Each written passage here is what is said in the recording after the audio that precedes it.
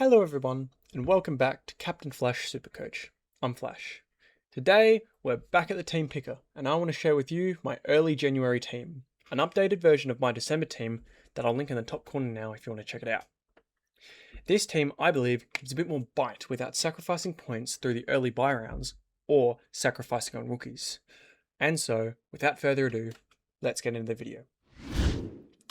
To start off the team, in D1, remaining in D1, I have the Port captain, Connor Rosie. My reason for picking him first hasn't changed. He's a star of the competition that's come off a season where his role has dramatically changed, leading him to, in my opinion, be underpriced for his potential output. He also has no early buy, which is a bit of a theme in this team.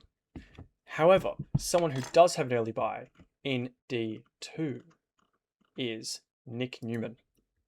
For Nick, he'll slot right into that stereotypical Seagull role that scores so well in our backlines, and Carlton's reliance on him will increase given how woefully their defense was last year. He represents tremendous value at 440k, and hence he keeps his spot in my team. Another player that I think represents great value around about that same price at 450k, the first deviation from my December team, in D3 is Miles Bergman. I completely forgot about Bergman when I was making to my December team and the December rankings until a commenter reminded me on a comment on one of those videos. Bergman is likely to fully transition to the midfield this year, as he and Rosie essentially swap roles. We saw him hit tons in that role last year, and at the young age of 24, he'll be looking to take his game to the next level in 2026. In D4, I've got a risky pick in Kadeen Coleman. Coming in at 234k. He's more of an expensive rookie than a mid-pricer, but the level of scoring and his role in that Brisbane team cannot be undersold. His influence in that first grand final in 2023 was immeasurable, and as Starcevic leaves and Ainsworth recovers from injury, more opportunity in that backline opens up for Kitty to work his magic and earn us some cash. However, there is a serious injury cloud lingering over him, with a series of soft tissue injuries preventing him from playing consistently since 2023. However, this is not enough to stop me from putting him in my team at D4. In D5, remaining in my team is Jacob Farrow. Farrow is expected to assume a distributing role in that Essendon defence, with McGrath possibly moving to the midfield and Nick Martin out for the season with more knee troubles. He's shown that in the junior leagues, he can be a damaging distributor, capable of racking up touches, which is why I've chosen to put him in D5. In D6 is Xavier Taylor. It was a toss-up for this spot between Xavier Taylor and Harry Dean, but Harry Dean didn't fit my budget, and I rate Taylor slightly higher in that D's defense. He should slot right in there, offering size and speed for their aging line. The retention of May also means he shouldn't be required to play accountable at any point during the season, leaving him free to roam and accumulate the ball, similar to a Luke Trainer or Zach Reed of last year. On my first bench spot in D7, I've got Josh Lindsay.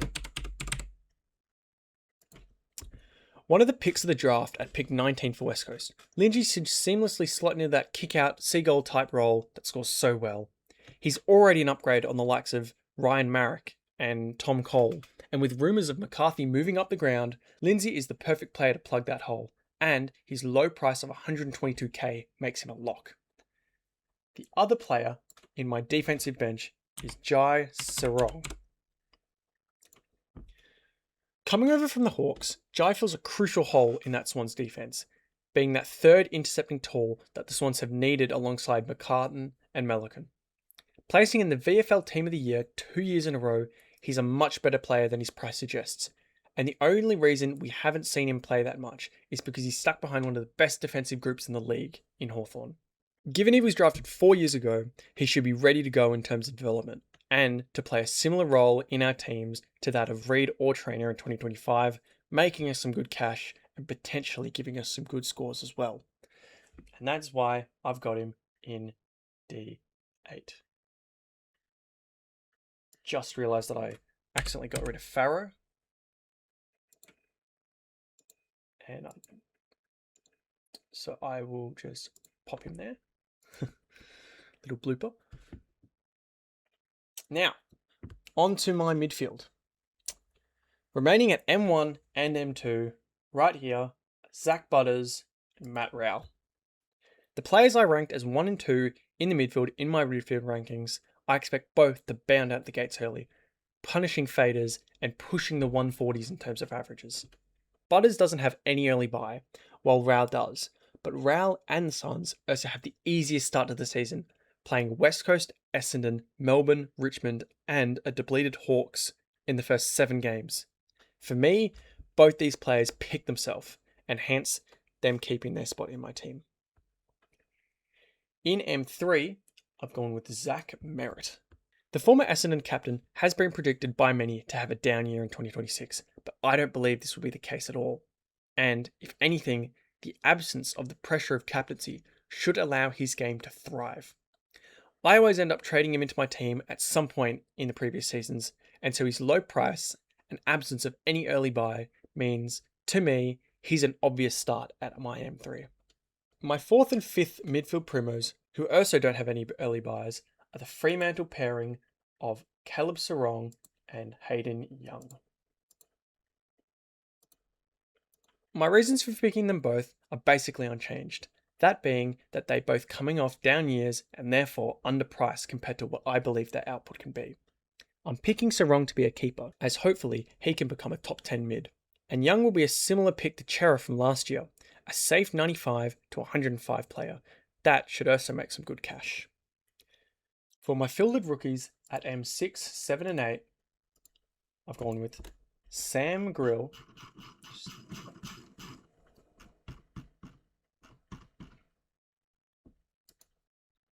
I've gone with Dyson Sharp, and I've gone with Jagger Smith, with Smith moving from the bench to the field. Grill and Sharp should both greatly impact early in their respective midfields, with Grill adding much needed speed to that Richmond core and Sharp firming as an accumulating long-term Parish replacement.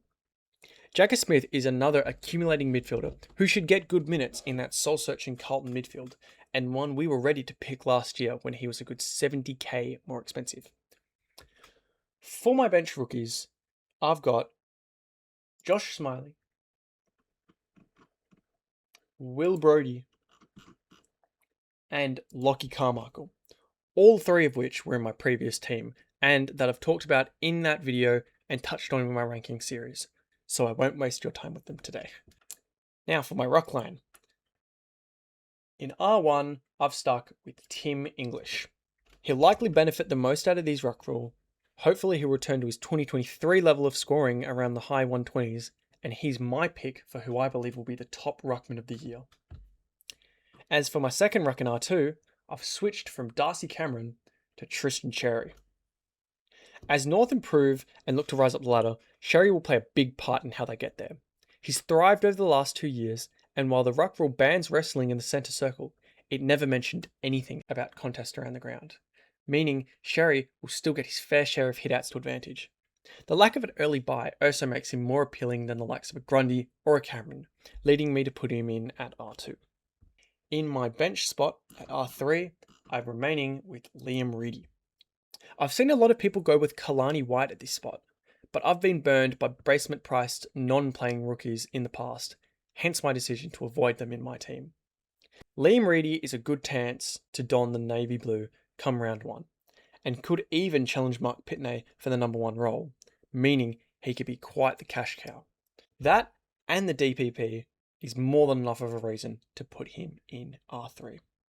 For my forward line, for the Primos, I've gone with pretty much the same group I had in my December team, with Harry Sheasel, Cozzy Pickett, and Sam Flanders.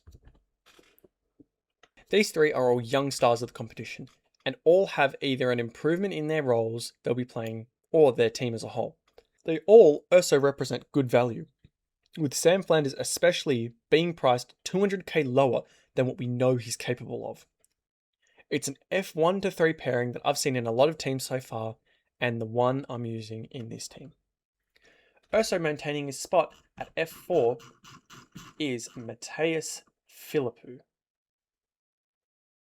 Philippou is destined for a role in that St Kilda midfield, and I reckon he'll get it this season. And even if he doesn't, he's a bona fide best 23.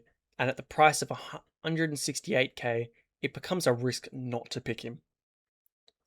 In F5, I've stuck with Todd Marshall. Someone who's destined to be one of the premier key forwards in the competition up until a series of injuries a few years ago. There have been whispers of a move down back for Marshall, which, given their tall stocks already back there, leave me certain he'll drift into an intercepting role. At 150k, he represents tremendous value as an established player playing forward, but adding the potential for defensive minutes into the equation, in my mind, makes him a lock. In F6, I've got Sid Draper. Draper has picked up a groin injury at some point during the preseason, and so I'm picking him somewhat uncertainly. But if he's ready to go come round one, I see no reason why he doesn't slot right into that Adelaide midfield to fix their issues. And at just 126k, he should make it up to around 350k if he gets good minutes, which is more than enough for an on-field option. For my bench spots, I've gone with Matt Whitlock and Devon Robinson. Whitlock is a player with obvious talent, but struggled in a poor North Melbourne team last year. Therefore, as North improve, I predict Whitlock will improve with them, and the defensive forward DPP is also extremely handy for team manoeuvrability.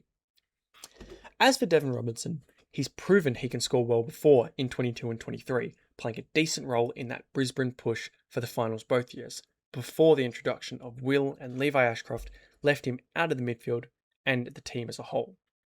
I reckon in this West Coast midfield, he'll get decent time, and is also a lot better than the other SSP signings they've brought over in Finn McRae and Harry Schoenberg, leading me to pick him over them for my F8 spot. And finally, in flex, I've gone with Jordan Sweet. Sweet should have Ivan Soldo and Dante Vicentini beaten for that ruck role, and Port have a great early fixture, hence me picking pretty much all their primos. This is why I consider him a potential R2 pick, but I've chosen to put him at flex. So that's it. This is my early January AFL Supercoach team. I'll keep updating it as new rumours and news come out as preseason reports come in. So look out for another one of these videos towards the end of the month. Also, please consider liking and subscribing if you enjoyed the video, and commenting any thoughts or criticism in the comments. I also want to thank all of you who've subscribed already on getting me to 100 subscribers. It's happened way quicker than I ever thought it would, and I couldn't be more grateful. And so, with that, I'll see you all in the next one. Happy coaching.